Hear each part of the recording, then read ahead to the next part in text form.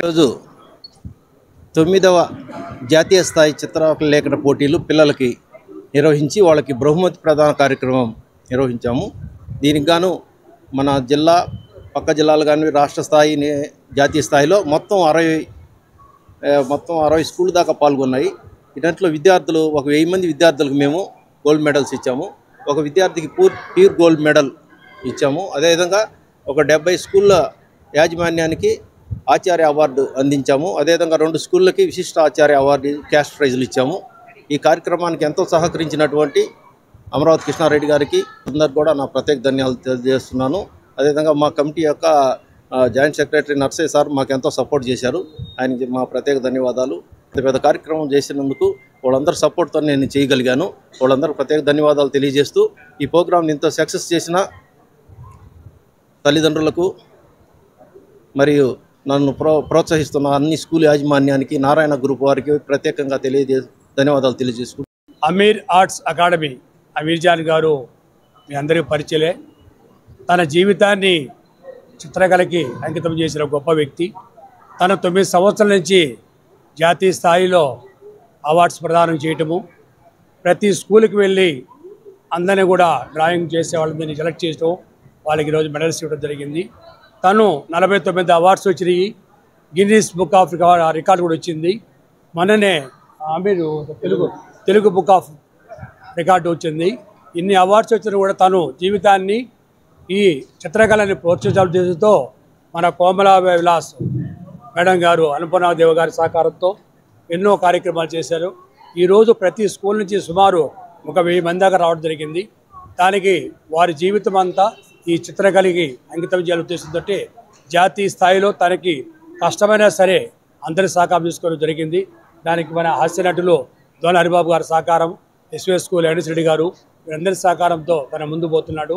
తల్లిదండ్రులు ప్రతి ఒక్కరూ కూడా స్కూల్కి వెళ్ళాళ్లే చదువుకున్నాళ్ళే అని కాకుండా 10వ తరగతి వరకు మనం ఏమి చెప్తామో భవిష్యత్తులో అదే ముందుకు వస్తుంది. చిన్నప్పుడు మేము డ్రాయింగ్ ఏమంటే సారు అప్పుడు ఈ చెక్క వాటిలో కొట్టేవాడు, తొడబెల్లం పెట్టాడు. అంటే మేము అప్పుడు ఏందబ్బా చిలకలు ఏం తప్పించుకుంటే మాకు అర్థమైందంటే ఆ రోజు మేము నేర్చుకోబట్టి ఈరోజు సమాజానికి ఒక మెసేజ్ ఇస్తున్నాం. తల్లిదండ్రులు చదువు పాటు చిత్రకళను ప్రోత్సహించండి. ప్రభుత్వం కూడా ఎందుకో ప్రతి స్కూల్లో డ్రాయింగ్ మాస్టర్ని లేకుండా చేశారు. తప్పకుండా డ్రాయింగ్ మాస్టర్ ఉండాలి. వాళ్ళకి మేధస్సు పదులు పెట్టాలంటే తప్పకుండా ఈ చిత్రకళ అవసరం. ఆర్ట్ వేసేటప్పుడు వాళ్ళు ఆలోచించే విధానం చదువు కూడా ఉపయోగపడుతుంది. తల్లిదండ్రులు తప్పకుండా ఈ చిత్రకళను ప్రోత్సహించండి.